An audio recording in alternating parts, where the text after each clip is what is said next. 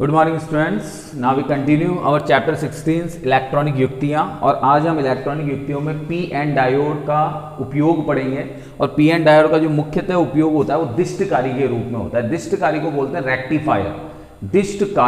दिष्टकारी जो मतलब प्रत्यावर्ती धारा को दिष्ट धारा में रूपांतरित करते हैं उन्हें दिष्टकारी कहते हैं। सबसे पहली चीज़ तो ये ध्यान हमें रखनी है। तो अगर हम दिष्टकारी की डेफिनेशन देते हैं तो दिष्टकारी कौन होते हैं? दिष्टकारी वो हैं जो प्रत्यावर्ती धारा को दिष्ट धारा में रूपांतरित कर देते हैं, उन्हें हम दिष्टकारी कहते हैं। तो यहां पर हम पी एन डायोड का दिष्टकारी के रूप में उपयोग पढ़ेंगे, ठीक है। और जब दिष्टकारी प्रत्यावर्ती धारा को दिष्ट धारा में रूपांतरित करते हैं तो ये जो रूपांतरण की प्रक्रिया कहलाती है इसे दिष्टकरण कहते हैं। तो अर्थात प्रत्यावर्ती धारा को दिष्ट धारा में रूपांतरित करने की प्रक्रिया दिष्टकरण कहलाती है। और इसको रूपांतरित करने के लिए जिस उपकरण को या जिस यंत्र को या जिस युक्ति को हम काम में लेते हैं वो युक्ति दिष्टकारी कहलाती है, ठीक है। अब यहां पर हम दिष्टकारी की जब हम बात करते हैं तो दिष्टकारी दो प्रकार के होते हैं, समझिएगा। दिष्टकारी दो प्रकार के होते हैं। एक तो होता है आपका अर्ध तरंग दिष्टकारी। एक तो क्या होता है आपका अर्ध तरंग दिष्टकारी, जिसे हम कहते हैं हाफ वेव रेक्टिफायर। और एक होता है आपका पूर्ण तरंग दिष्टकारी। पूर्ण तरंग दिष्टकारी जिसे हम कहते हैं फुल वेव रेक्टिफायर, ठीक है। तो यहां पर हम दो तरह के दिष्टकारी की बात कर रहे हैं। एक दिष्टकारी तो होता है आपका अर्ध तरंग दिष्टकारी और एक दिष्टकारी होता है आपका पूर्ण तरंग दिष्टकारी। यानी एक तो हो गया आपका हाफ वेव रेक्टिफायर, एक हो गया फुल वेव रेक्टिफायर। अब ये अर्ध तरंग दिष्टकारी और पूर्ण तरंग दिष्टकारी क्या होते हैं इसको हम डीपली समझते हैं, ठीक है। तो सबसे पहले हम अर्ध तरंग दिष्टकारी को डिफाइन करते हैं।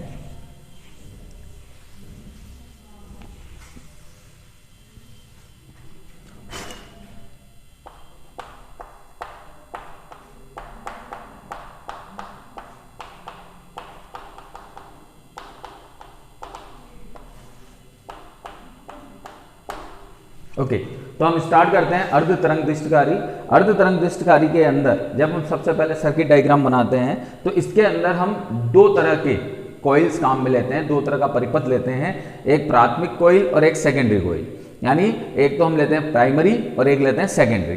तो जो प्राथमिक परिपथ होता है या जो प्राथमिक कॉइल होती है, प्राइमरी कॉइल होती है, उसके साथ में हम प्रत्यावर्ती धारा का स्रोत जोड़ते हैं, जहां से प्रत्यावर्ती संकेत किधर की ओर जाते हैं? दिष्टकारी की ओर जाते हैं, ठीक है। तो यहां पर हम सबसे पहले क्या करते हैं अर्ध तरंग दिष्टकारी के अंदर यहां पर ट्रांसफार्मर काम में लेते हैं। ट्रांसफार्मर में दो प्रकार की कुंडलियां होती है, आप लोगों ने छोटी क्लासेस में पढ़ा होगा। एक होती है प्राथमिक कुंडली और एक होती है द्वितीयक कुंडली। तो सबसे पहले ट्रांसफार्मर की जो प्राथमिक कुंडली है ये आपकी ट्रांसफार्मर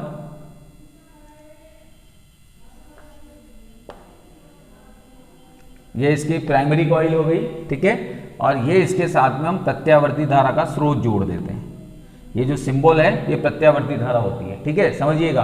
प्रत्यावर्ती धारा जो समय के साथ लगातार परिवर्तित होती रहती है और दिष्ट धारा जो कांस्टेंट रहती है। तो ये वाला जो सिंबल है, अगर इस तरह का कोई सिंबल हमें किसी उपकरण में देखने को मिलता है तो इसका मतलब वो दिष्ट धारा पर काम करता है। और अगर इस तरह का सिंबल किसी उपकरण में देखने को मिलता है तो इसका मतलब वो प्रत्यावर्ती धारा पर कार्य कर रहा है। तो यहां पर हम सबसे पहले क्या करते हैं, एक ट्रांसफार्मर की प्राथमिक कुंडली लेते हैं और ट्रांसफार्मर की प्राथमिक कुंडली के साथ में प्रत्यावर्ती धारा के स्रोत को जोड़ देते हैं। तो ये हमने ट्रांसफार्मर की प्राथमिक कुंडली के साथ में एक प्रत्यावर्ती धारा के स्रोत को जोड़ दिया, ठीक है। इसको नाम दे देते हैं हम वी इनपुट। क्या नाम दे दिया इसको हमने? वी इनपुट, ठीक है। ये आपकी प्राइमरी कॉइल है। अब हम क्या जानते हैं, जो ट्रांसफार्मर होते हैं वो अन्योन्य प्रेरण के सिद्धांत पर कार्य करते हैं। किस सिद्धांत पर कार्य करते हैं? अन्योन्य प्रेरण। तो यहां पर प्राथमिक और सेकेंडरी कॉइल के बीच में अन्योन्य प्रेरण दर्शाने हेतु हम क्या करते हैं, इस तरह से सिंबल बनाते हैं। ये सिंबल किस चीज को रिप्रेजेंट करते हैं? अन्योन्य प्रेरण को, कि यहां पर इन दो कुंडलियों के मध्य अन्योन्य प्रेरण हो रहा है। यह आपकी सेकेंडरी कॉइल हो गई, इसको नाम दे देते हैं हम ए और बी, ठीक है। इसके साथ में हम एक पी एन डायोड जोड़ते हैं। यहां पर हमने एक पी एन डायोड जोड़ दिया, ठीक है। यहां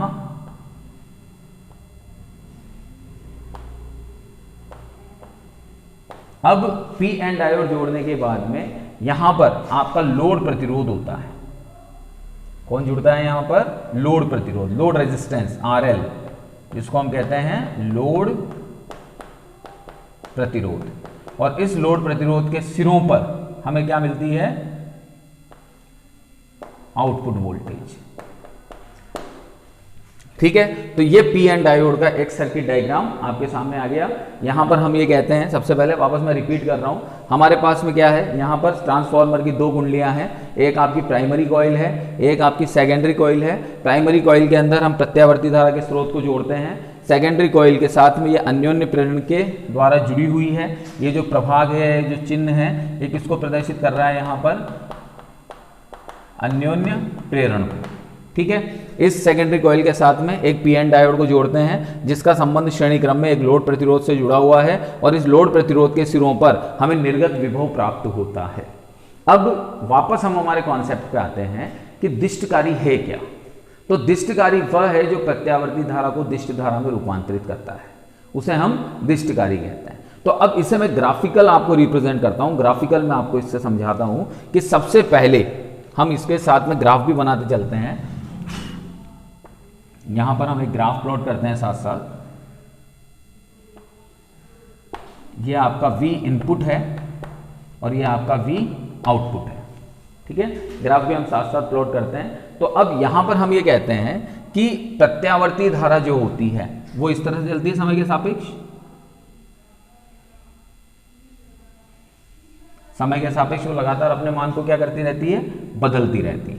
ठीक है, जिसे हम प्रत्यावर्ती धारा कहते हैं। तो यहां पर सबसे पहले हम क्या करते हैं? इस प्रत्यावर्ती वोल्टता का, अब देखिए, जब यहां इनपुट से प्रत्यावर्ती संकेत अंदर जाएंगे तो संकेत में सबसे पहले ये प्रवेश करेगा, फिर ये प्रवेश करेगा, फिर ये करेगा, फिर ये करेगा, इसी तरह से चलेगा अंदर।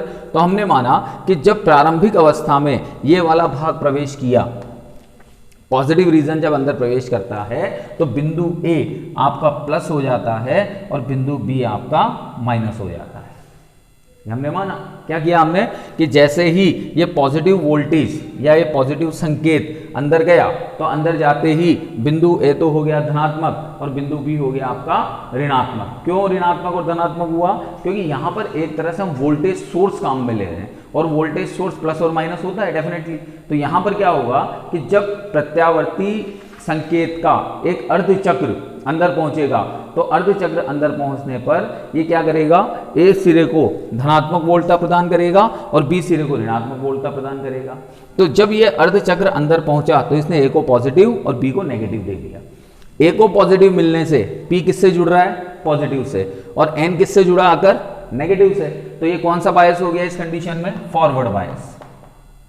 कौन सा बायस हुआ? Forward bias. यानी इस बायस के अंदर करंट फ्लो होता है। हम लोगों ने क्या पढ़ा है कि फॉरवर्ड बायस या अग्र बायस के अंदर धारा प्रवाहित होती है। तो यहां पर जब आपने प्रथम अर्धचक्र को भेजा, तो इस प्रथम अर्धचक्र के कारण से ये P N diode forward bias में आ गया, और फॉरवर्ड बायस के कारण से यहां पर धारा प्रवाहित हुई। धारा प्रवाहित हुई तो हमें आउटपुट वोल्टेज प्राप्त हुआ। ठीक है, तो आउटपुट वोल्टेज कैसा प्राप्त हुआ? हमें कुछ इस तरह से। ठीक है, अब क्या करते हैं? सेकंड अर्धचक्र एंटर करेगा अंदर। पहला तो पहला अर्धचक्र एंटर किया, अब सेकंड अर्धचक्र एंटर हुआ तो कौन सा पहुंचा? नेगेटिव। नेगेटिव जाते ध्रुवता बदलेगी। ध्रुवता बदलेगी से मतलब जो प्लस था वो हो जाएगा माइनस, और जो माइनस था वो हो जाएगा प्लस। क्योंकि जैसे नेगेटिव पहुंचा, नेगेटिव पहुंचते क्या हुआ? ध्रुवता बदल गई। ध्रुवता बदलते ही जो प्लस था वो माइनस हो गया, और जो माइनस था वो प्लस हो गया। तो अब P किससे कनेक्ट है? नेगेटिव से। N किससे कनेक्ट है? पॉजिटिव से। यानी अब ये बायस कौन सा बायस हो गया? ये बायस हो गया रिवर्स बायस। और रिवर्स बायस में धारा का मान नगण्य होता है, अर्थात किसी प्रकार की कोई धारा प्रवाहित नहीं होगी, यानी निर्गत विभव प्राप्त नहीं होगा। तो ये जो वाला भाग है, ये भाग ऐसे कैसे एम्प्टी रह जाएगा। ठीक है, वापस तरंग आगे बढ़ी। तरंग आगे बढ़ी तो फिर पॉजिटिव गया, फिर पॉजिटिव गया तो उसने इसको प्लस, इसको माइनस कर दिया, प्लस माइनस किया, फिर ये फॉरवर्ड बायस हो गया, फिर आउटपुट मिला तो ये आउटपुट मिल गया। ठीक है, फिर नेगेटिव गया तो अब आउटपुट नहीं मिला। तो इस तरह से यहां पर हमें प्रत्यावर्ती धारा से कौन सी धारा मिल गई? दिष्ट। क्योंकि समय के सापेक्ष मान नहीं बदल रहा है, समय के सापेक्ष वो एक जैसे मिल रही है, तो दिष्ट धारा हमें प्राप्त हो गई। यानी AC से आपको यहां पर क्या मिल गई, डीसी। तो यही आपका अर्ध तरंग दृष्टिकारी कहलाता है। अब क्वेश्चन ये अराइज होता है कि इसका मान अर्ध तरंग दृष्टिकारी क्यों पड़ा। तो इसका मान अर्ध तरंग दृष्टिकारी इसलिए पड़ा क्योंकि यहां पर आपने तरंग तो पूरी भेजी, इनपुट तो पूरा गया, लेकिन इससे आउटपुट सिर्फ कितना मिला, आधा, यानी इसका आधा भाग तो खत्म हो गया, आधा भाग काम ही नहीं आया। आउटपुट तो आपको सिर्फ किस वजह से मिला, इसकी वजह से और इसकी वजह से। तो आउटपुट का जो आधा भाग काम में आया है और आधी तरंग जो आपकी वेस्ट हुई है, इस कारण से इस दृष्टिकारी को हम अर्ध तरंग दृष्टिकारी कहते हैं। ठीक है, और जब हम इसकी दक्षता की बात करते हैं तो इसकी जो दक्षता होती है वो दक्षता होती है 40.8%। कितनी दक्षता होती है इसकी, 40.8%, यानी 50% भी नहीं कह सकते आप। भाई दिख तो रहा है हमें कि 50% तो खत्म हो गई, लेकिन फिर भी 9.2% या 10% लगभग और किसी और रीजन से या कोई माध्यम की वजह से खत्म हो जाती है। तो इसकी दक्षता सिर्फ कितनी रहती है, 40.8%। इसलिए इलेक्ट्रॉनिक उपकरणों में इस अर्ध तरंग दृष्टिकारी का उपयोग कम किया जाता है, क्योंकि इसकी दक्षता क्या होती है, कम होती है। ठीक है, आ रही बात समझ में। तो ये आपका अर्ध तरंग दृष्टिकारी। अब इसमें ये ड्रॉबैक था कि आधी तरंग को तो काम में नहीं ले पा रहा था, आधी तरंग का उपयोग ही नहीं कर पा रहा था। तो आधी तरंग के उपयोग नहीं करने की वजह से यहां पर अब एक और दृष्टिकारी काम में लिया गया, जिसे हम नाम देते हैं पूर्ण तरंग दृष्टिकारी। कौन सा नाम देते हैं हम, पूर्ण तरंग दृष्टिकारी। तो हम अगला टॉपिक लेते हैं,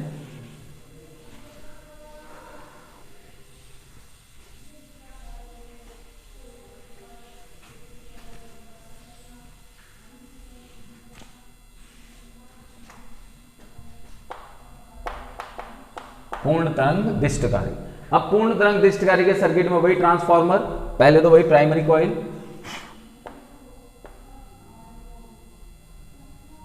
इस प्राइमरी कॉइल से वही वोल्टेज सोर्स, इनपुट प्रत्यावर्ती धारा स्रोत जिसे हम कहते हैं,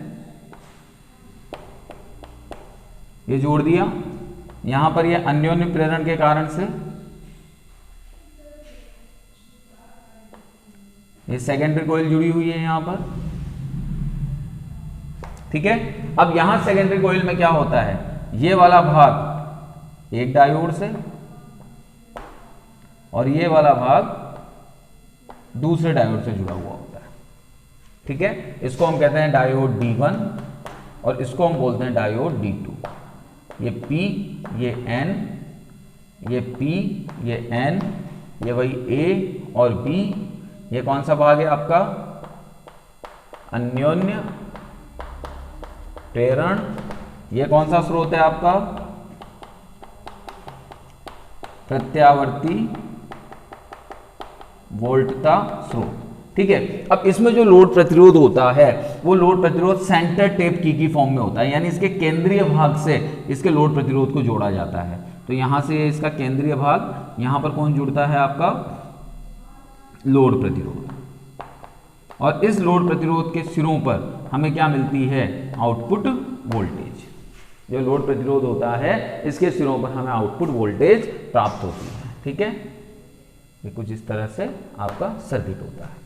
ओके, तो अब यहां पर इस सर्किट की जब हम बात करते हैं तो हम ये कह सकते हैं परिपथ में कि चित्रानुसार पूर्ण तरंग दृष्टिकारी के प्राथमिक परिपथ में प्रत्यावर्ती वोल्टता स्रोत जोड़ते हैं, या प्राथमिक कुंडली के साथ, परिपथ नहीं बोलेंगे, प्राथमिक कुंडली के साथ प्रत्यावर्ती वोल्टता स्रोत जोड़ते हैं और द्वितीय कुंडली के साथ दो डायोड D1 और D2 को संयोजित किया जाता है तथा इसके केंद्रीय भाग में लोड प्रतिरोध RL जोड़ा जाता है, जिसके सिरों पर हमें निर्गत विभव प्राप्त होता है। ठीक है, अब इसकी जब हम कार्यप्रणाली की बात करते हैं तो कार्यप्रणाली में क्या होगा, देखिए सबसे पहले वही ग्राफ हम प्लॉट करते हैं यहां पर। तो ये तो आपका प्रत्यावर्ती धारा। ठीक है, अब आपके पास में दो डायोड है,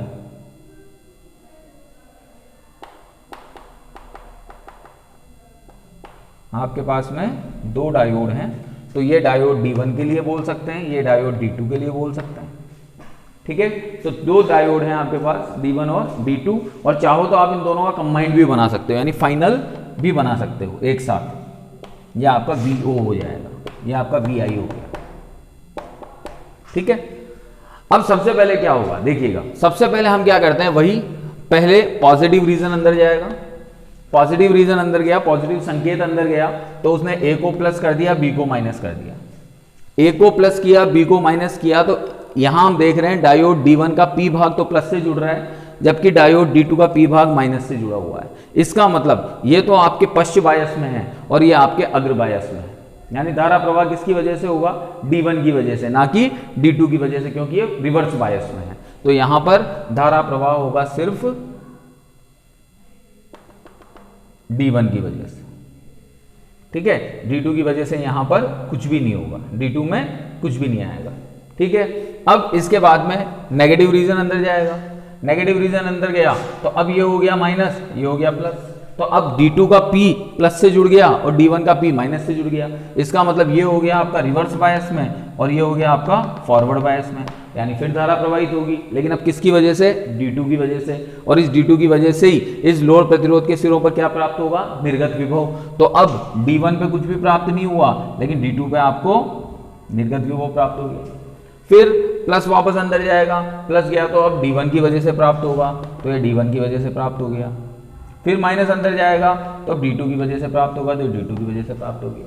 तो यहां पर इस D1 और D2 को जब हम कंबाइंड करते हैं, तो जब D1 और D2 को हम कंबाइंड करेंगे तो जो ग्राफ प्राप्त होगा वो हमें इस तरह से प्राप्त होगा। इसका मतलब प्रत्यावर्ती धारा कंप्लीट रूप से किस में बदल चुकी है? DC में, यानी AC कन्वर्ट हो चुकी है आपकी DC में। अब इसमें और अर्ध तरंग दृष्टिकारी में अंतर क्या दिख रहा है हमें? कि अर्ध तरंग दृष्टिकारी में तो आधी तरंग काम में नहीं आ रही थी, सिर्फ आउटपुट जो मिल रहा था वो आपको आधी तरंग की वजह से मिल रहा था, जबकि पूर्ण तरंग दृष्टिकारी के अंदर ये पूरी की पूरी तरंग जो प्रत्यावर्ती संकेत दृष्टिकारी के अंदर गए थे वो पूरे के पूरे किस में कन्वर्ट होकर आ गए? प्रत्यावर्ती दृष्ट धारा में परिवर्तित होकर ये हमें प्राप्त हो गए। यानी इसका मतलब यहां पर आपको जितनी तरंग थी उतनी तरंग का पूरा आउटपुट आपको यहां पर मिल गया। लेकिन इसके बाद भी जब हम इसकी दक्षता की बात करते हैं तो जो इसकी एफिशिएंसी निकल के आती है वो एफिशिएंसी निकल के आती है 81.2%। 81.2% का मतलब यहाँ पर ये हो गया कि अभी भी ये जो आपको आउटपुट मिला है, इस आउटपुट में कुछ ना कुछ मात्रा में प्रत्यावर्ती धारा के घटक विद्यमान हैं, इसीलिए ये जो दक्षता आ रही है आपकी 81.2% आ रही है। तो अब ये जो प्रत्यावर्ती घटक विद्यमान है आउटपुट में, इन्हें हमें क्या करना पड़ेगा? पृथक करना पड़ेगा। और इन प्रत्यावर्ती घटकों को पृथक करने के लिए हम जिसको काम में लेते हैं उस घटक को, या हम यूँ कह सकते हैं कि यहाँ जो प्रत्यावर्ती घटक इस आउटपुट में आए हैं उनको हटाने के लिए, यानी पूर्ण रूप से दृष्टकारी के दृष्ट घटक प्राप्त करने के लिए हम फिल्टर्स को काम में लेते हैं, जो अभी हम आगे पढ़ेंगे हमारे नेक्स्ट क्लास में। तो फिल्टर की वजह से हम जो यहाँ पर ये प्रत्यावर्ती घटक हमारे प्राप्त हुए हैं उन्हें हम आराम से दृष्ट घटकों में बदल सकते हैं और ये एफिशिएंसी 81.2% से 100% कर सकते हैं। तो ये पीएन डायोड का एक उपयोग था दृष्टिकारी के रूप में, जिसमें हमने अर्ध तरंग और पूर्ण तरंग दृष्टिकारी कंप्लीट किया है। ओके बेटा, थैंक यू।